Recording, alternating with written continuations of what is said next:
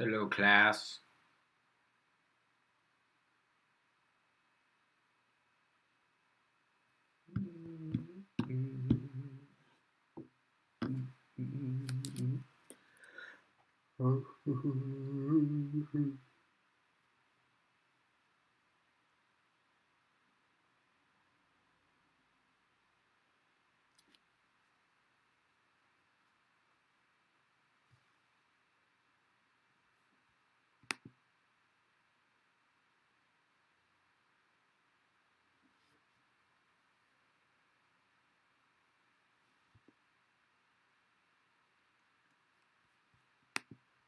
All right, we've reached the threshold for the number of students to begin.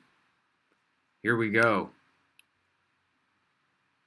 So let me start off with just a quick review of what we did last time.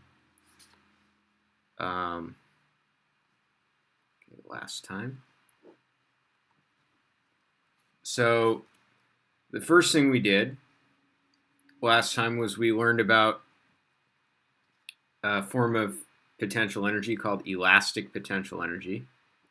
Elastic potential energy is the energy that is stored in something like a spring or a rubber band or a bow, something like that. Anything that's flexed. And we applied that to some different conservation of energy problems. So it's just another form of energy on our list that we can use for energy conservation. Then we discussed work, which has a very specific meaning. It is a transfer of energy from one system to another.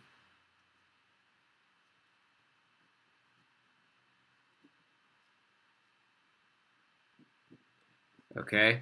And the way that work functions is a lot like accounting. Okay? So if you think about accounting, if you start out with $10 and then someone hands you $5, now you have $15. So work is the same type of thing. It's accounting but with energy. Okay? So the initial energy you have plus the work done is going to equal to the final energy that you have. Okay? So work is energy that's coming in from an outside source. So if you start out with 10 joules of energy, someone does 5 joules of work on you, you now have 15 joules of energy. Okay? So these were the two concepts we explored last time. Today's lesson is, for the most part, going to be about how to calculate work. So in the last lesson, I just said X amount of work was done. But how do we actually know how much work was done? Okay? And I'm going to teach you 3 different ways that you can calculate the work done. Okay? So the first way that you calculate work is the way that you would use if you have a constant force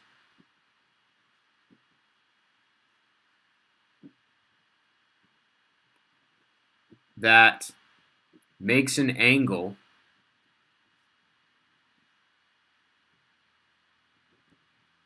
with the displacement. So one thing that's important to recognize is that if you apply a force in a certain direction, you're not necessarily going to actually go in that direction. So if I just show my desk here I have a calculator. And if I apply a force like this, I'm applying a force that's diagonally downward. But because the calculator is on the table, it has no choice but to move horizontally. Okay? So I apply a force in one direction, but the object actually moves in a different direction. So this can happen. So if I were to draw this out, you have a force that is pointed one way, okay? And then you have a displacement that is going a different way. And maybe these two vectors make an angle theta, okay? So if we look at this force, it has two components.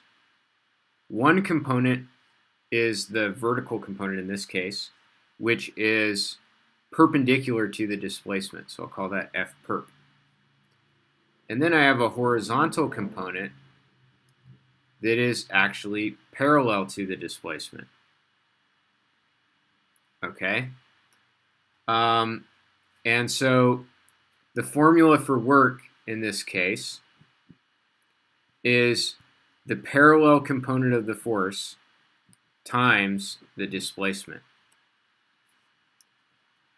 So this is an equation for work. So you can figure out how much work an object does by thinking about the force it applies and how far that force moves the object. So F parallel is the component of the force parallel to delta x. And to get the component of the force, let me turn this light off. To get the component of the force parallel to the displacement, you would need to use trigonometry. So you're going to use trigonometry to do that. In this case, notice how we have F parallel is greater than 0, and the displacement is also to the right. So the F parallel and the displacement are to the right so that they're both positive numbers. So you have a positive number times a positive number. So this is a work, the amount of work done in this case would be greater than 0. You have positive work done. Remember, positive work done means energy is added to the object. Negative work done means energy is taken away. But I can draw some different scenarios, and we can see how that affects the sign of the work. So what if I again have a displacement that is to the right, but now I have a force that goes to the left, like this. So in this case, the F parallel is going to be this leg of the triangle, and so the F parallel actually goes to the left. So in this case, we have a negative F parallel and a positive delta x, so that when we multiply those together, we'll get a negative number times a positive number. So in this case, the work is less than 0. So this force right here is taking energy away from the object.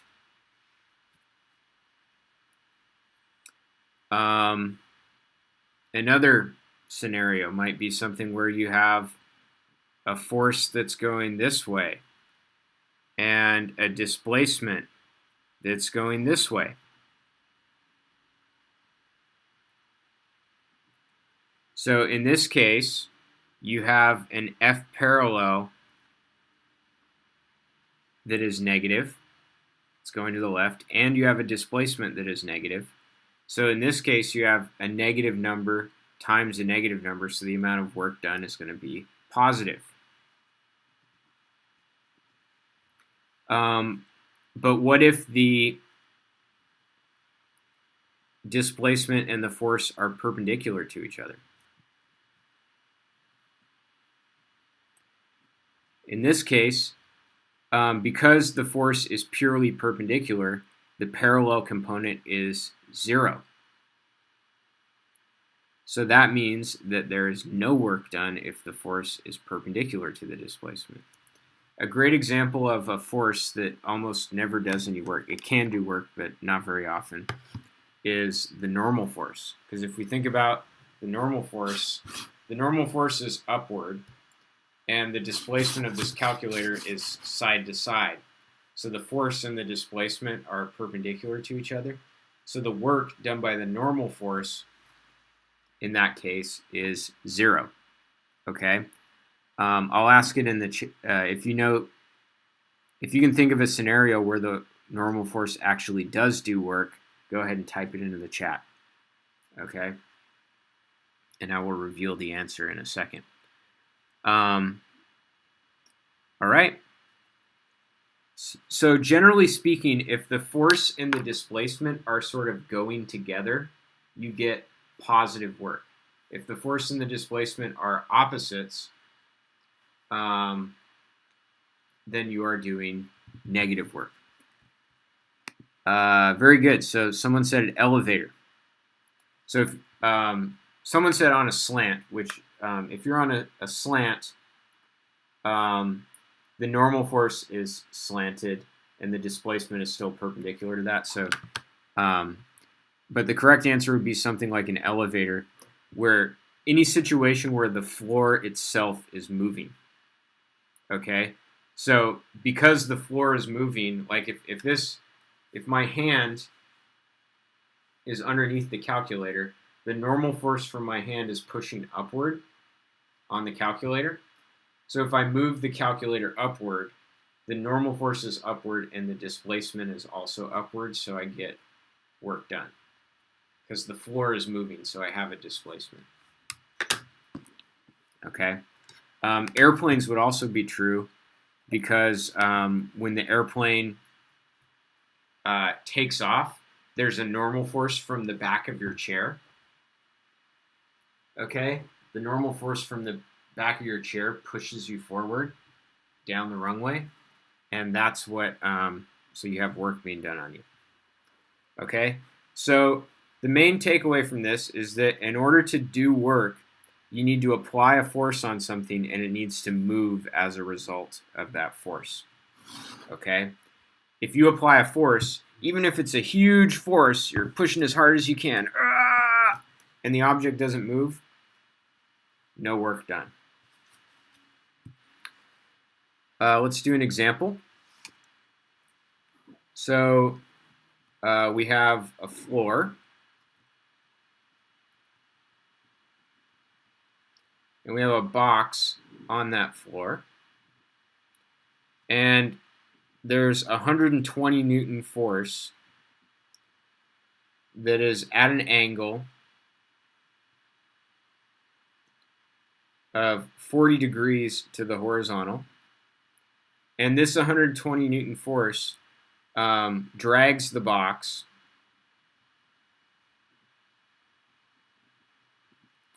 5 meters to the right. And we want to calculate the work done by this force. One thing, sorry about that. One thing you want to notice is that work is done by individual forces. So if you have multiple forces acting on an object, you can talk about the force done by, or the work done by the weight force, or the work done by the applied force, or the work done by the normal force, or the work done by the frictional force. So individual forces are each doing work on the object, okay? So I want to calculate the work done by this applied force. So I have my displacement is this way, and that's 5 meters. And I have my force that is this way, and that's 40 degrees. So 120 newtons at 40 degrees. So I'm going to use trigonometry to get F parallel. So this would be F parallel, the part that's parallel to the displacement. And I can see that this leg of the triangle is adjacent to the 40-degree angle. So that means I'm going to use cosine. So F parallel is going to be 120 times the cosine of 40 degrees. Plug that into my calculator.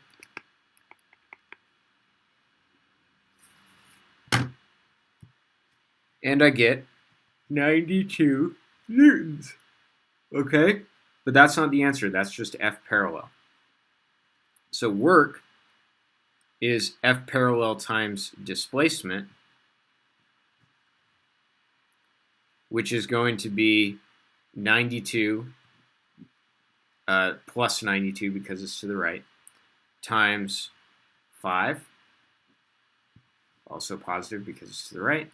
So that's going to be 450 plus 10, 460 joules of work was done on this box. Okay.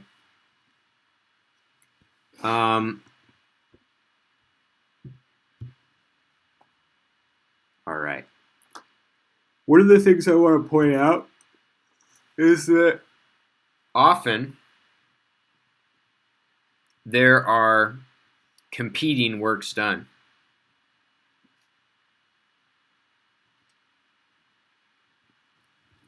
Okay, so what do I mean by that? Let's say you're on the freeway, all right, and your engine is working when you're on the freeway, right? Your engine is doing work on the car. Your engine is doing work on the car while it's on the freeway, all right? So energy is being added to the car, okay?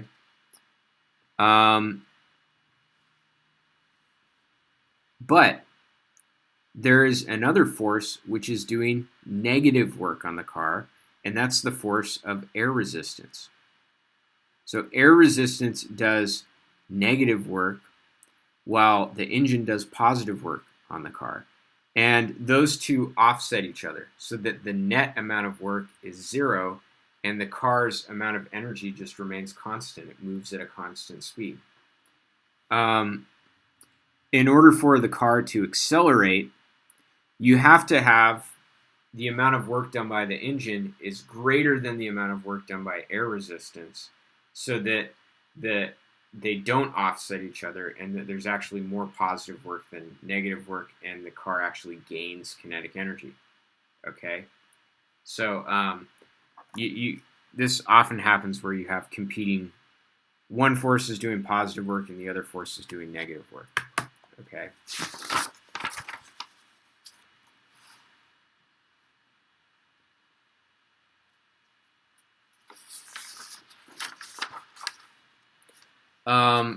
So that was the first way in which you can calculate work. Let's talk about the second way. What if you have a non-constant force acting parallel to the displacement?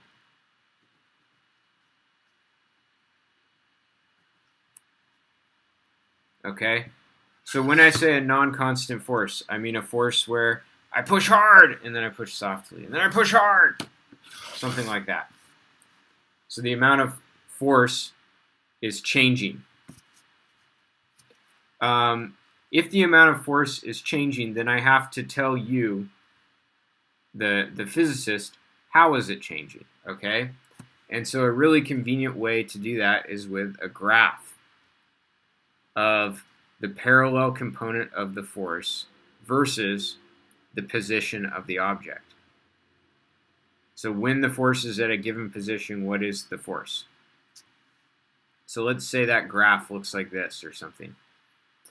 In that case, the work done is the area under the curve.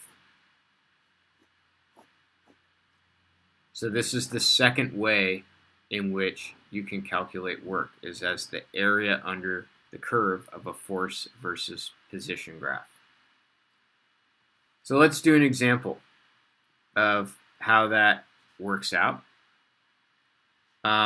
Suppose we have a 6 kilogram object that is initially at rest, and it experiences the force position graph below.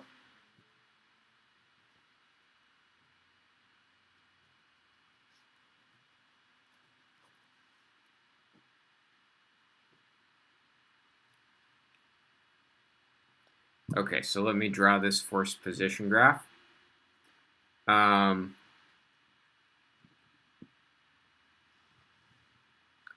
So we have F parallel measured in newtons, and we have position measured in meters. And the graph kind of looks like this.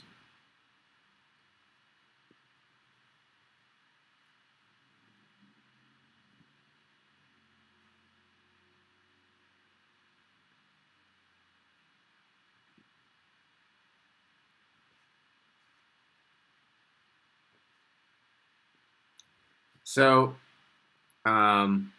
let's first calculate the amount of work done. All right. So the amount of work done is going to be the area under the curve, which I'm going to think about as a triangle plus a rectangle. Okay. So this would be a 6 by 100 rectangle. So the work done in this rectangle is 600 joules of work. Okay. This is a triangle of base 4 and height 100. So 1/2 base height would be 1/2 times 4 times 100, or 200 joules. So the amount of work done by this force is 600 plus 200, 800 joules. All right? And so what we want to do is we want to use this to figure out what is the final velocity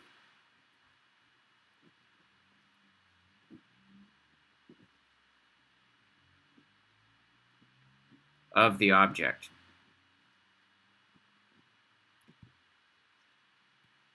And so to do that, we're going to use the formula for energy when you have an open system. Initial energy plus the work done equals final energy. Now, the work done is 800 joules. I calculated it. The initial energy, because it started at rest, is 0 because it has no kinetic energy. And we'll just assume that this is happening in outer space so that there's no gravitational potential energy. Okay? So the initial energy is 0. The final energy, this object is going to be moving afterwards, so the final energy is in the form of kinetic energy. Okay? So 1/2 mv squared, 1/2 times 6 times v final squared. So I can take this equation, I can solve it for v final, and I get that v final equals, so I have to divide by 3, take the square root, and I get that v final is 16.3 meters per second. Okay. So that's the final velocity.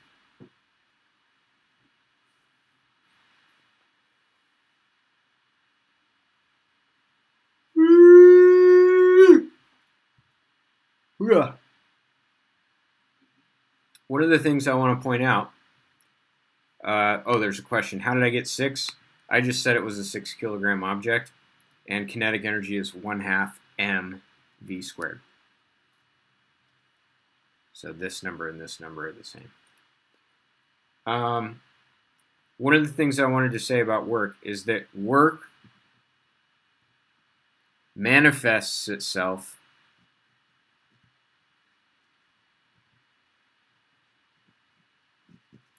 as some form of energy. So if I do work on you, you now have this energy that I've given you, and that energy has to take a given form, okay? So that work that I do became your kinetic energy, or that work that I do became your gravitational potential energy, or that work that I do became or becomes, I don't even know if I'm conjugating my verbs correctly. The work that I do becomes elastic potential energy, or the work that I do becomes chemical potential energy. So when someone does work on you, they're giving you energy, and you have to then take that energy and it's going to go into one of the forms of energy that we already know about. So in this case, the work that was done on the object becomes kinetic energy. Okay.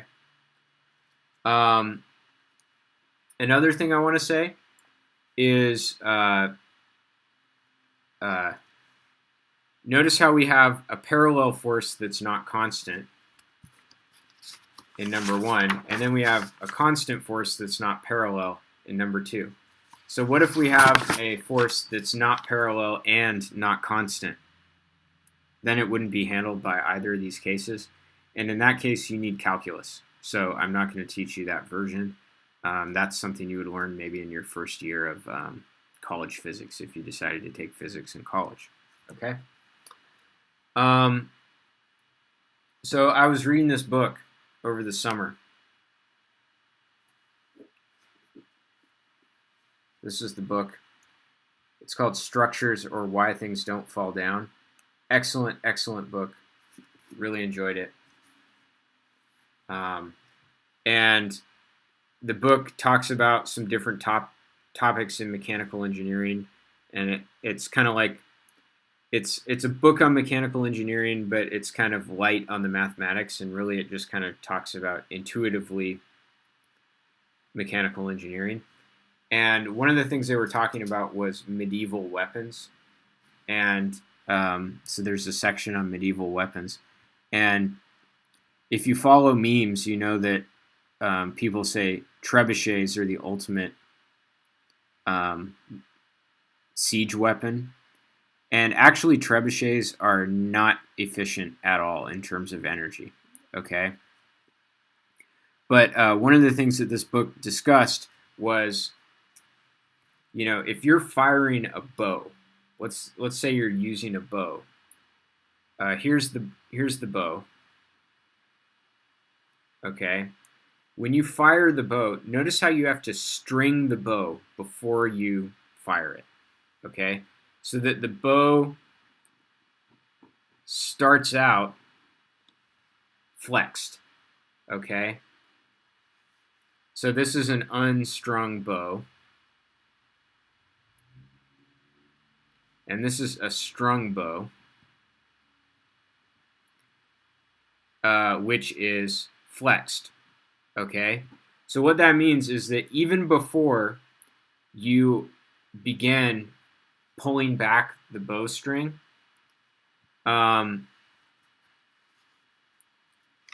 it already has elastic potential energy stored in it. Okay? So then you pull it back and it flexes even more with an arrow or something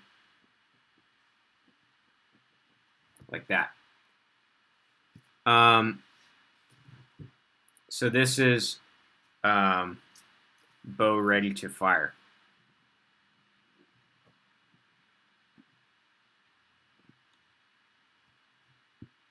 Okay. So my question is, why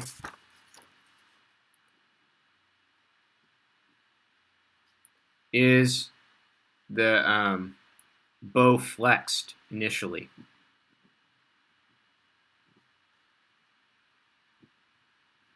Why is the bow flexed initially? Why do we have to string a bow? Why can't we just put the string on loosely and then pull it back and flex the bow? Okay, why does the bow start out already flexed? And we can actually answer this question in terms of work. Okay, so if you have a force versus position graph, what if the bow starts out not flexed?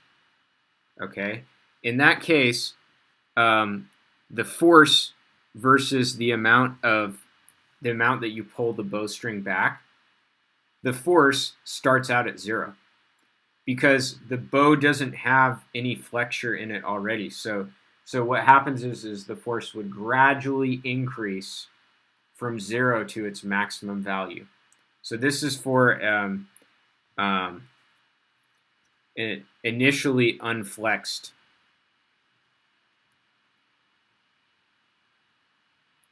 bowstring, okay? An initially unflexed bow.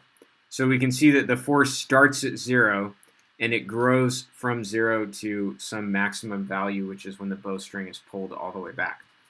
So the amount of work that is done on the bow is this much. But what if we string the bow so that the bow is already flexed? If the bow is already flexed, then you have to apply a non-zero force to even get it started. So the force versus position graph looks more like this. It starts out at a non-zero value. Okay? All right? So this is what the force versus position graph looks like for a initially flexed bow.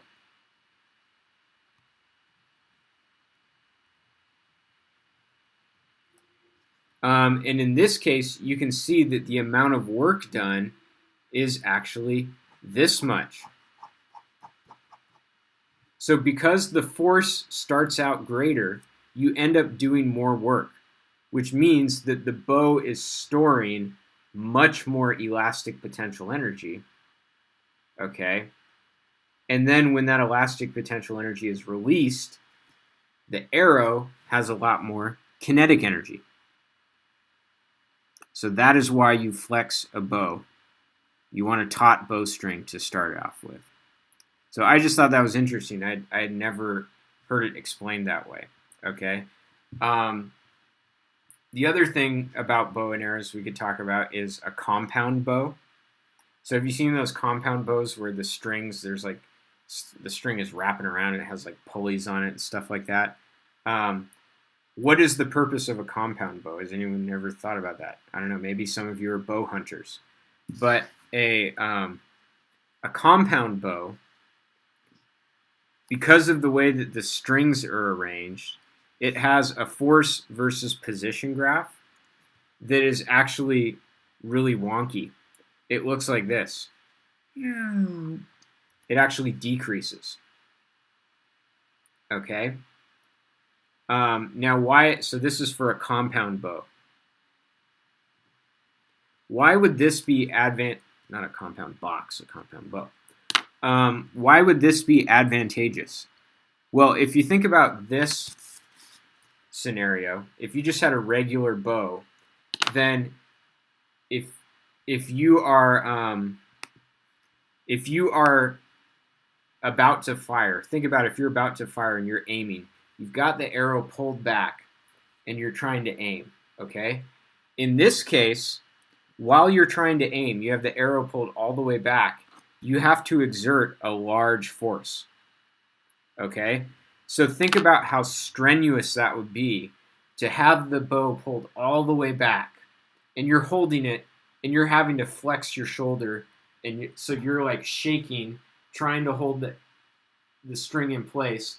And it's really hard to aim while you're doing that, okay? So it's not very accurate.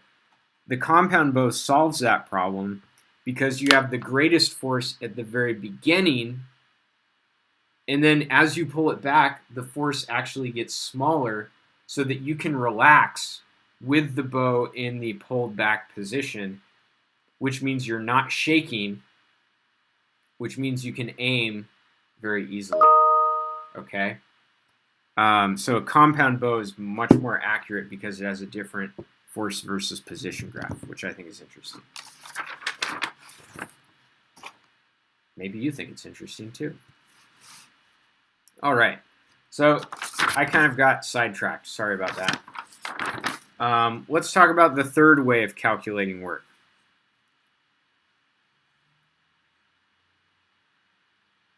The third way of calculating work is the method that you would use. So in this method, you deduce the amount of work done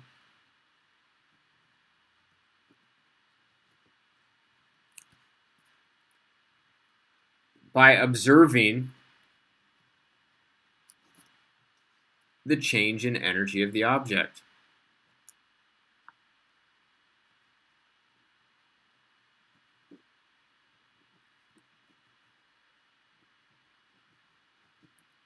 Okay, so in this case, so we learned this law of wait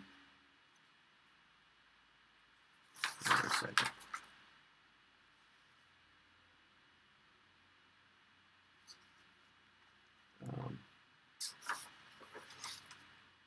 So in this case, we have our law of our energy law in an open system, which is initial energy plus the work done is equal to the final energy. So we could subtract initial energy over to the other side and get work is final energy minus initial energy. So in this case, what you would do is you would say work is equal to the change in energy. So in that case, we're deducing the amount of work done. So we're not directly measuring forces and displacements. We're deducing it based on the change in energy. Okay.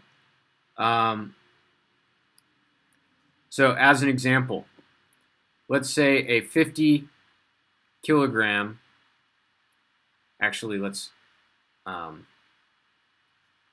take that back, do an example.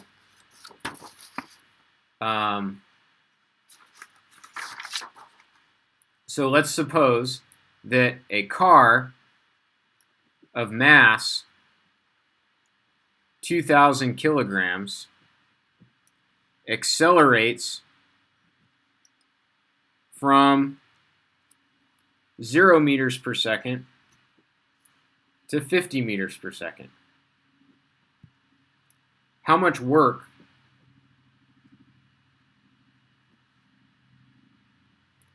did the engine do? Okay. So if we use work equals final energy minus initial energy, well, the car starts out at rest. So there's no kinetic energy. All right? Initial energy is 0. The final energy is the kinetic energy of moving at 50 meters per second. So it's 1/2 times the mass, which is 2,000, times the speed squared. 50 squared. Okay.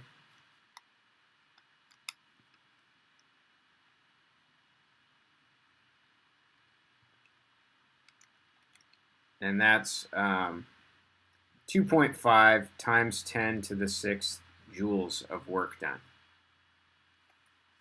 Okay? So, next thing I want to talk about. So there's one more quick item, and then we'll go to the Zoom room. The last thing I want to talk about is something called power. Power is equal to the rate at which work is done. Okay? Power is denoted by P.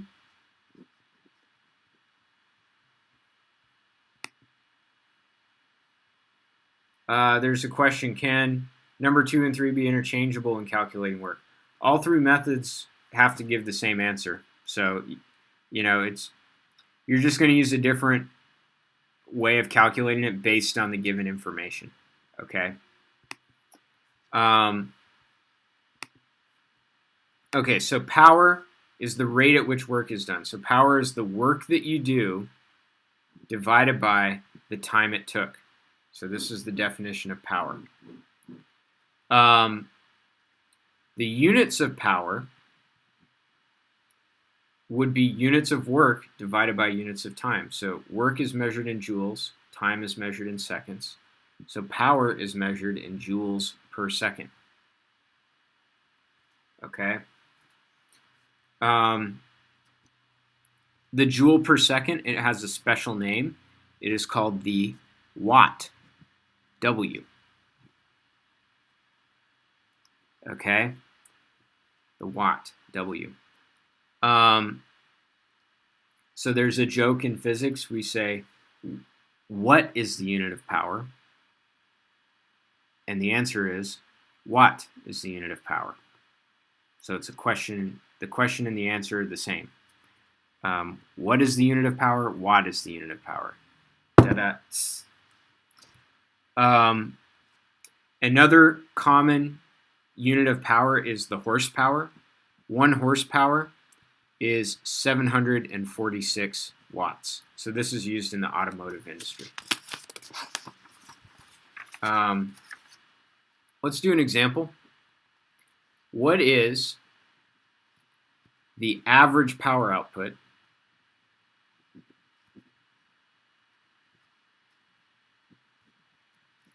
of a human? Okay. What is the average power output of a human? So this average power has to be I can't talk today. The work done by a human has to be about 2,000 calories per day. Why do I say that? Because it's recommended that you have a diet that consists of 2,000 calories, okay? So what would that mean if you were doing more than 2,000 calories of work every day? That would mean that the amount of energy that you're taking in is less than the amount of energy that you're giving up. And so you would slowly start to waste away until all of your fat and muscles have been converted into energy, okay? So if you are maintaining a steady weight, the amount of work that you do each day has to be equal to the energy contained in the food that you're eating, okay? So we can deduce that a human is doing about 2,000 calories worth of work every day. We want to measure that in joules. So 4,186 joules is 1 calorie. Okay, so I multiply those out, and I get 8,372,000. So 8.37 times 10 to the 6th joules of work. So you're doing about 8 million joules of work every day. Okay, you do a lot more work than you realize. The time elapsed is 86,400 seconds, because that is the number of seconds in a day. So the power is going to be 8.37 times 10 to the 6th divided by 86,400. And the answer is about 96 watts. That's the average power output of a human, more or less. You might have a greater power output if you eat more than 2,000 calories per day, and that keeps you at a consistent weight. All right. Now, one of the things that I think is interesting is if you've ever looked at a light bulb, on the top of the light bulb, the power consumption of that light bulb is listed there. It's printed on the top of the light bulb. And for an incandescent light bulb, it could be 60 watts or 80 watts or 100 watts. So you're basically as power, the amount of energy that you consume in order to do the work that you need to do is about the same as the energy that a single incandescent light bulb consumes, which, I don't know, somehow is interesting to me. The other thing I wanted to talk about is that this is your average power output. While you're sleeping, you're not doing any work, so your power output is 0. Okay, so your power can fluctuate as time goes on. If you're doing something really strenuous, you're doing a lot of work, your power output is going to go up. Okay, One last example. Actually, you know what? I think I'm done. I don't feel like talking anymore. All right, so I will see you in the Zoom room, okay?